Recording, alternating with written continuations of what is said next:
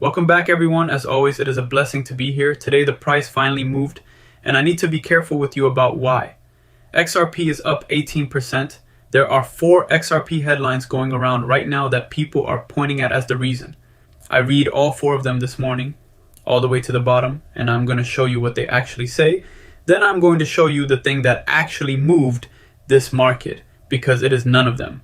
Let us start with XPR Network, because XPR is where the honest version of today's story shows up first. XPR is at just under 0.3 of a cent, up almost 11% on the day. That is a big green candle. And if XPR is all you looked at this morning, you would think the small caps were leading this rally. They were not. XRP is up 18%. Ethereum is up 18.5%. XPR, the smallest thing on my screen, is up 11%. And a real rotation into small caps, that ordering is upside down. The little names run hardest because that is what thin order books do when money arrives. What happened instead is that the biggest, most liquid names ran hardest, and XPR got pulled along behind them. Hold on to that, because it is the first piece of evidence about what kind of rally this actually is. Now the board today is genuinely dramatic. Total crypto market cap is $2.43 trillion. Fear and greed is at 62, which is greed. Bitcoin dominance is 59.3%. The altcoin season index is at 29.4 out of 100. Sit with that fear and greed number for a second. On Tuesday, when I sat here and recorded a video telling you that everything was growing except the price, that same index read 41 and it said fear. 2 days. 41 to 62. That is not a market that slowly changed its mind. That is a market that got shocked into changing its mind. And here is the number I owe you an honest word about. XRP is at $1.19, up 18%. On Tuesday, I recorded a video with XRP sitting at exactly $1, and I told you that every piece of good news we had was too small to move the price. 2 days later, the price moved 18%. Now I could sit here and pretend that was a call. It was not. But I want you to notice what did not happen, because it matters. Not one of the adoption stories I covered on Tuesday moved this price. The Korean bank did not move it. The 2 million agent transactions did not move it. Morgan Stanley's filing did not move it. Something else did, and we are going to get to it. First though, the 4 stories in your feed right now, because I want you to be able to read these the way I read them.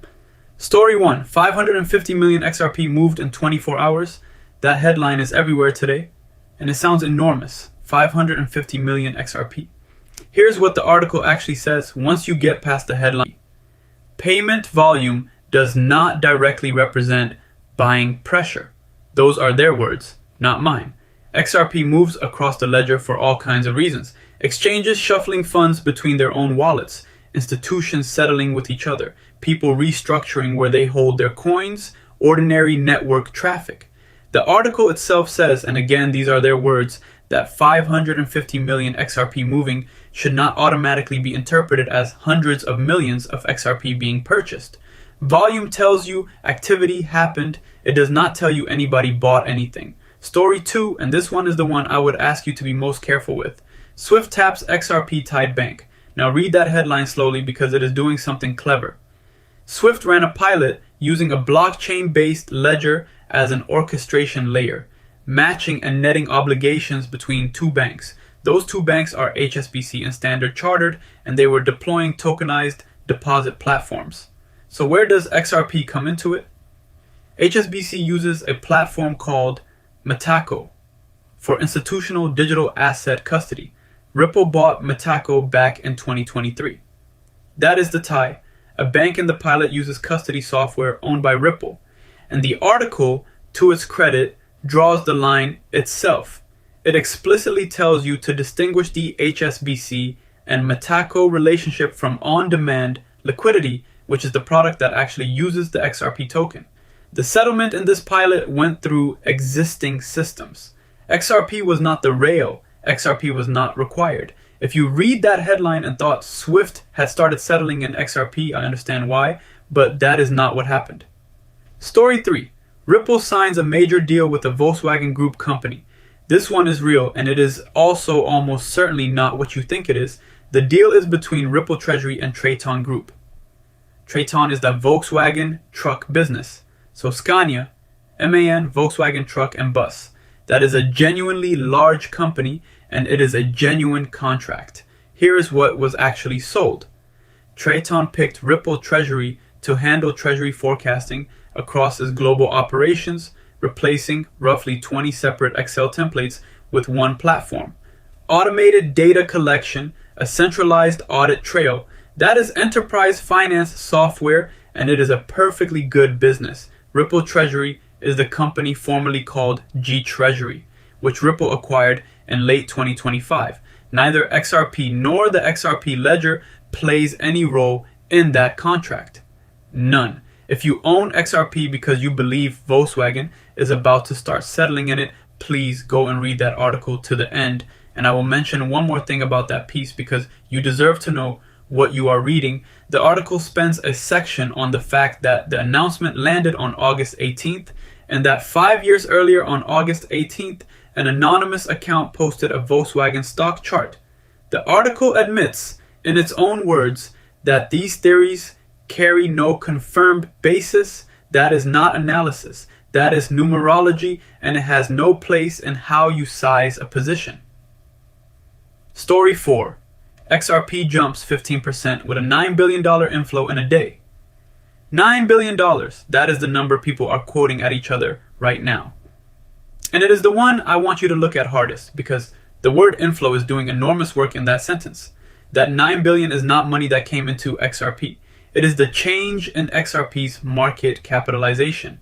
The article says it plainly if you read the body. Market cap went from $63.08 billion to $72.27 billion. That is a $9.2 billion change in what all the XRP in existence is worth. It is arithmetic, not a flow. Every existing coin got repriced upward at the same time. Meanwhile, the actual spot volume the article cites from Coinalyze is $610 million. So the headline number is about 15 times larger than the trading that happened underneath it. Both figures are in the same article. So let me be fair to all four of those outlets before I move on. Not one of those stories is fabricated. The volume happened. The Swift pilot happened. The Traton contract happened. The market cap did rise by 9 billion. Every one of them is real. And in 3 of the 4 cases, the article body is more honest than the headline sitting on top of it. But if you stack those 4 headlines together and concluded that XRP went up 18% because of adoption, you would have the wrong model of this market in your head. And the next time it moves, you would guess wrong again, because here's what actually moved it. President Trump hosted crypto industry executives at the White House and urged Congress to pass a fair version of the Clarity Act. And Brad Garlinghouse, CEO of Ripple. Brad? Thanks, sir. Thank you very much, Brad. That is the bill that has been stalled in the Senate, and it would settle the question that has hung over this entire asset class for years, which is whether a given crypto asset is a security or a commodity, and therefore whether the SEC or the CFTC has jurisdiction over it. On top of that, the Treasury announced a significant increase in its buybacks of 20 and 30-year bonds, which pushed yields lower. And then the part that turned a rally into a stampede. Roughly $1.14 billion of short positions got liquidated. People betting against this market were forced to buy back in at any price. Bitcoin broke $70,000 for the first time since early June. Bitcoin exchange traded funds took in $517 million in a single day, the largest inflow since early May, and the Ethereum funds took in another $189 million. So the honest summary of today is this: a regulatory catalyst landed on a market that was leaning short and the market got squeezed. That is it. That is the whole story. And I want to prove that to you with the board rather than just asserting it, because there is a version of today's story going around that I think is wrong. Bitcoin is at $71,776, up 11.4%. Ethereum is at $2,277, up 18.5%. And it is the strongest major on the board today.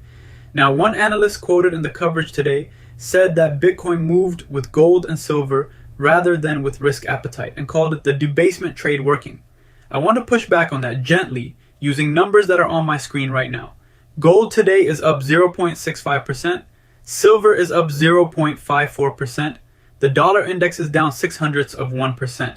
The S&P 500 is up 0.21%. Bitcoin is up 11.4%. If this were a currency debasement event, gold would be moving with it, and gold is not moving. Bitcoin outran gold by about 17 times today. That is not a macro trade. That is a crypto-specific catalyst landing on leverage. Let us finish the basket. Stellar is at 18 cents, up 15.5%. Hedera is at 7.3 cents, up 7.5%, which makes it the weakest name in our basket today. And look at the ordering one more time, because this is the same point XPR made at the top of the video. Ethereum up 18.5, XRP up 18, Stellar up 15.5, Bitcoin up 11.4, XPR up 10.8, Hedera up 7.5. The large liquid regulated product names ran hardest. That is exactly the footprint you get when the catalyst is regulatory and the buying comes through funds and forced short covering. If this had been retail piling into adoption news, the small caps would be at the top of that list, and they are at the bottom. So what am I actually watching from here? Not the headlines. A short squeeze is a real move in your account, but it is a mechanical one, and mechanical moves can hand it all back quickly once the forced buying is finished.